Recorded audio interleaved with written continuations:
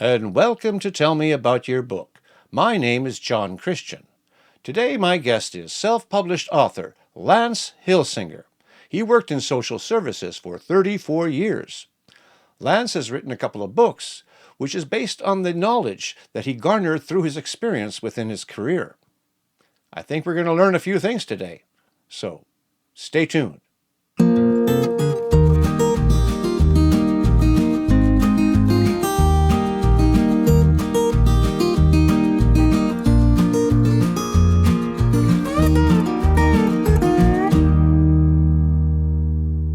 Hello, Lance, and welcome to the show.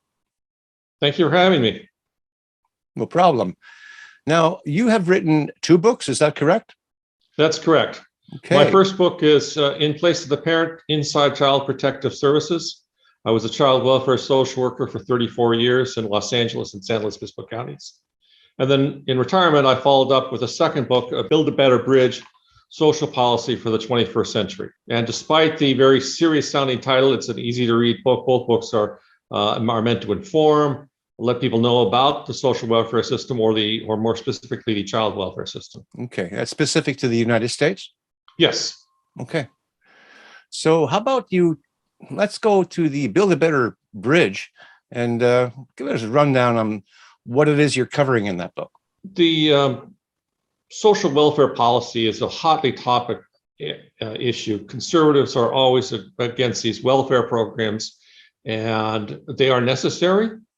They've come from the war on poverty from the 1960s. And the question is, are they effective? And whether or not they are effective, how do they fit into the larger capitalist system of the 21st century, where there's much more global competition? In the 60s, the United States had something like 40% of the world's GDP. Now it's about 15%. That's a big difference as far as economic power. There's much more foreign competition, much more graded automation of work. And so one of the points I make is that we need to look at demographics. For instance, manufacturing is about 2/3 of what it was from the 80s. And that's whatever Democrats or Republicans, it's a little more than 2/3, it varies a little bit, but it's not what it used to be. And we have those jobs that were primarily held by men. What are they doing now? And it focuses on increase of the absolute numbers of people in poverty. The social welfare programs, food stamps, cash aid, et cetera, have reduced the poverty rate, but they have not reduced the absolute numbers of poverty. We have more people who are homeless simply because we have more people. And that's one of the focus of the book is population growth. And what are we going to do we need to have a greater supply of social welfare programs because there's a lot of needy people. What are we also doing, on the other hand, to reduce demand?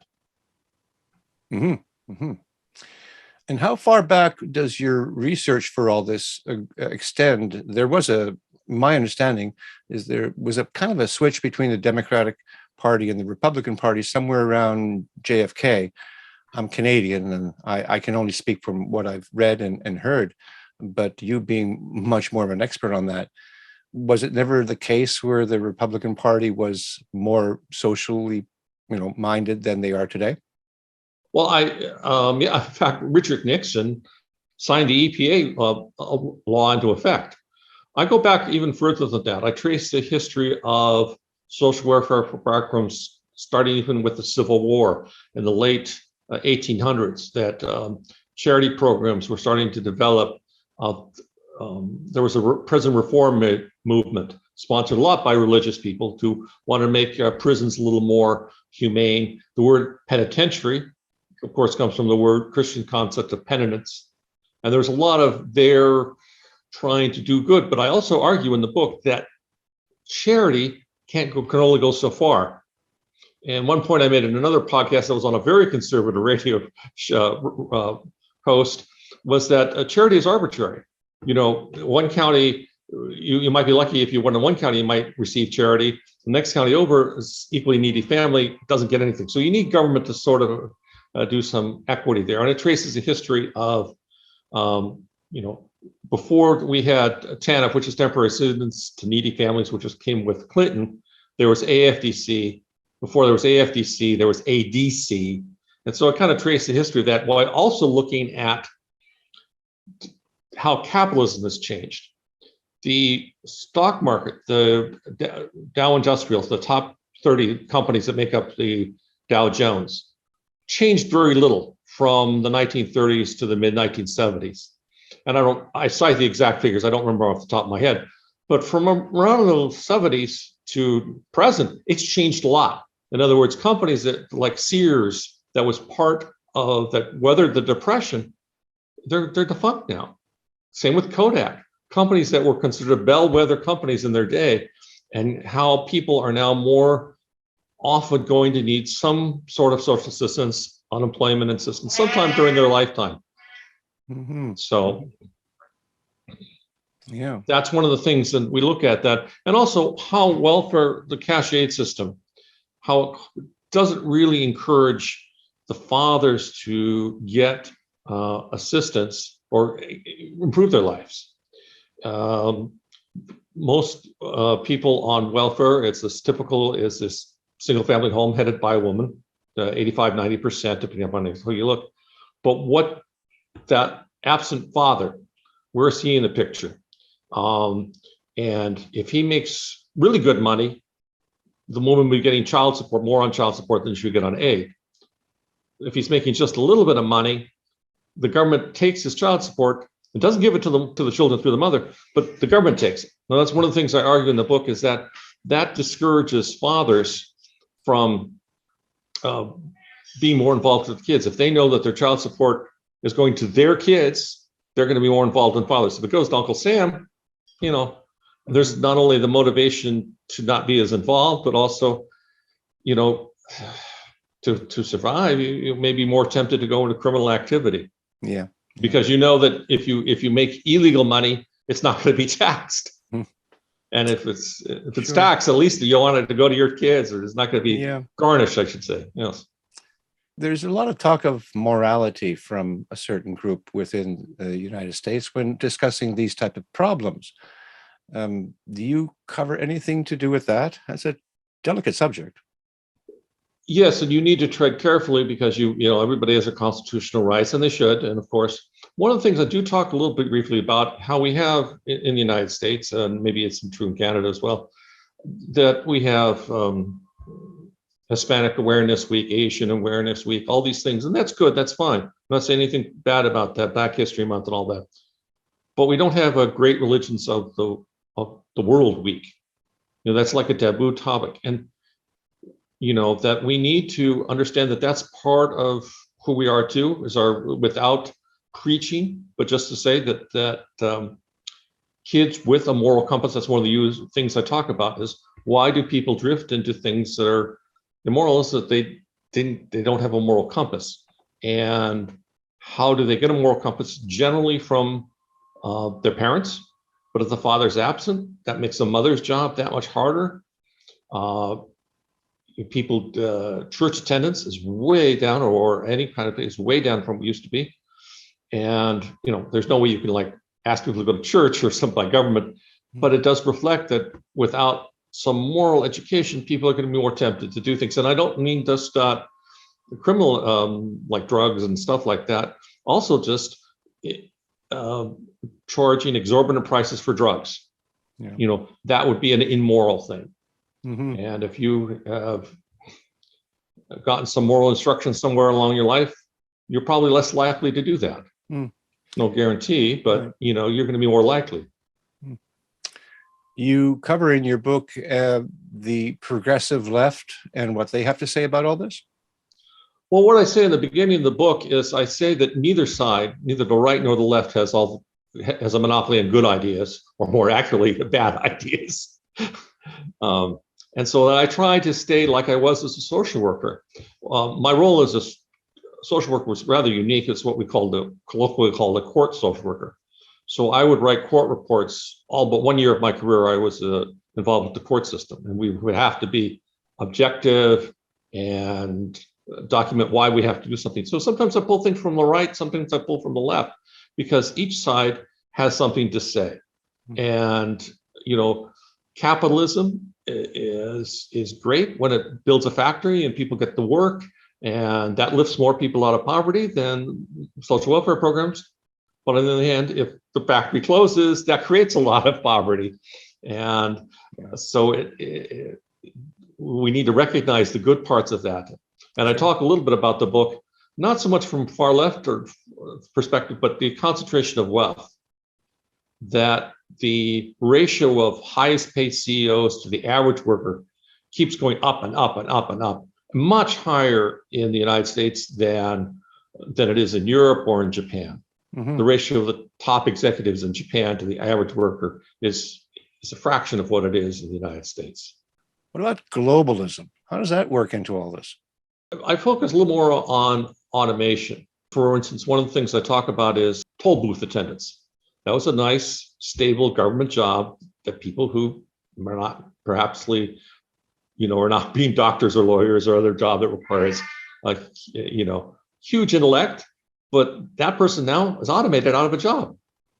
A person they had the dignity of a job and the security of a job, but now toll booth attendants are virtually gone.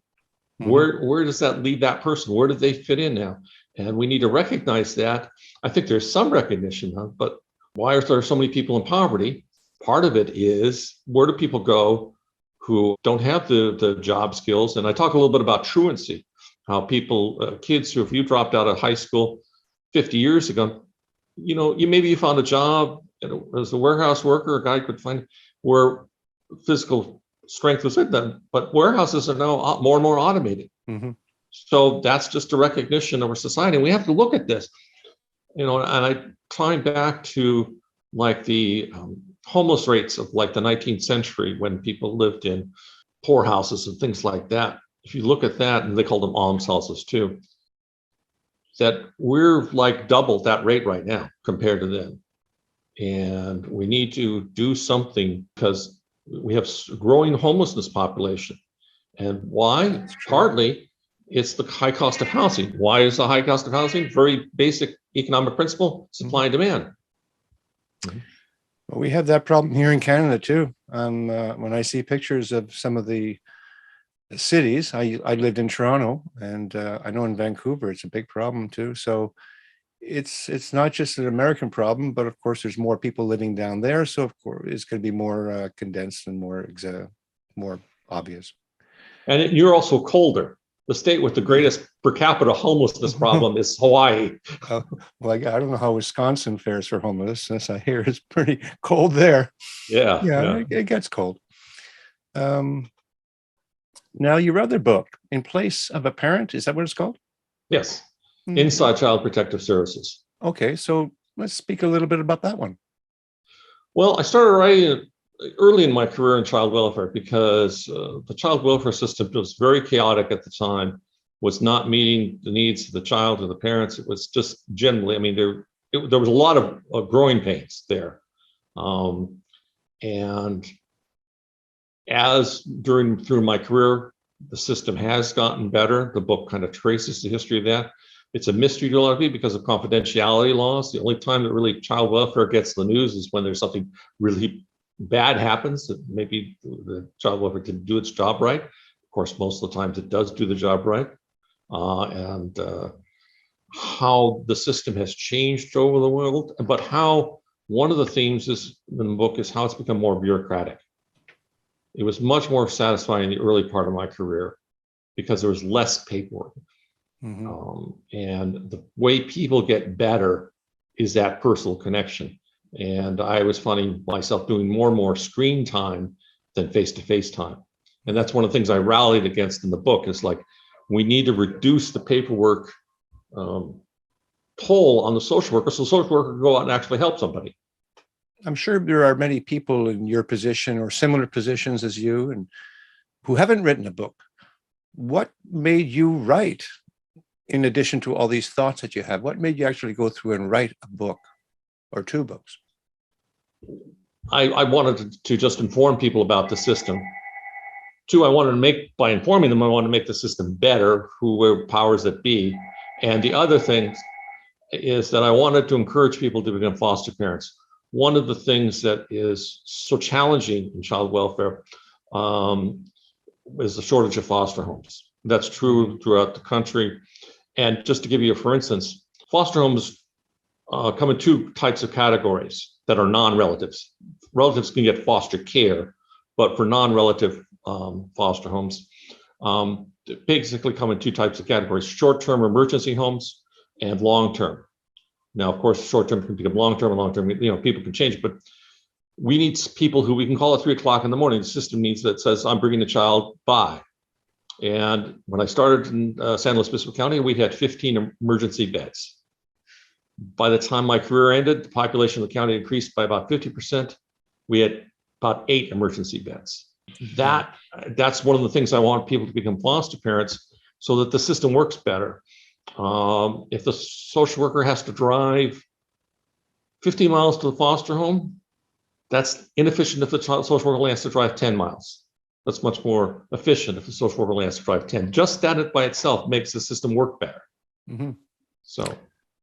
So in you writing this particular book, are you gearing it towards people who can make a difference by reading it, or be influenced to maybe make changes within the political system? Is that kind of the idea? Well, that would be my ideal reader, but I wrote it in a way that I think that I read all sorts of different books, within the nonfiction genre, and so I'm hoping that this will catch people's eye in the bookstore or online. So I just want to inform that. But yes, my ideal reader would be somebody who is influenced. But I also hope that maybe social workers read it, so there's little kind of changes, at least around the fringes of the system. Sure. Yeah. Government does change. I've seen it change. Wasn't social worker long enough, but it changes at a glacial pace. Mm-hmm. And sometimes I just want to make that glacier move a little bit faster. Yeah, sure. Yeah. And I guess the same would apply with the first book we talked about. You're trying to get people to think, and maybe the way they think will influence the way they vote, and that sort of thing. Yeah. Well, let me ask you, how are sales for your book? Well, they could be better. I think that people, child welfare looks like it would be a sad book. Oh, I don't want to read about child abuse. But I intentionally wrote the book with some humorous incidents in, so that would be more pleasurable to read. I know that people would, I wouldn't want to read a book about children suffering. And it's not about children suffering. There's education, there are sad stories, but there are also heartwarming stories, and there's even a few humorous stories. Build a Better Bridge. Again, I think that people just a little sick of politics. And that book came out just as the pandemic was kind of getting into the tail end of it, and people were eager to get out. So book sales for everybody kind of dropped off, I think. I see. So, but I think that people would find both books a pleasure to read, easy to read, and you say, "Oh, I learned something new today," and hopefully, like you said, the ideal reader would be somebody who's in a position of influence with either book. Yeah. And that's what I end the chapter is that, you may not agree with all the ideas I propose and Build a Better Bridge, but if you agree with, one idea and you're in a position to run with it. Mm-hmm. Yeah. And where are your books available? Build a Better Bridge is available exclusively on Amazon. In Place of the Parent is Amazon, Barnes and Noble, many other retail outlets. Okay. Sounds good. And of course, you can't order it through my website, but you can find more information at lancehillsinger.net. Okay. It has to be all small cakes for some reason. I'll put that link in the comments below. So appreciate that. That'll be there for sure. Lance, it's been very eye-opening speaking with you about this subject, which actually I'm very interested in personally myself. Good. Okay. Well, thank you very much for having me. Oh, you're welcome. You take care now. Okay. And you happy holidays to you. Happy holidays. Bye-bye.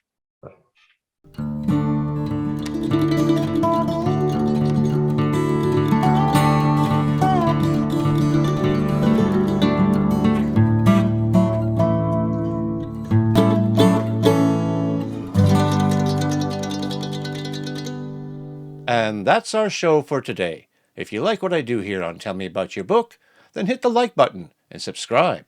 And don't forget to ring that bell for future notifications. And if you are a self-published author, I would really like to talk with you. Until such time, keep on writing and be kind to one another.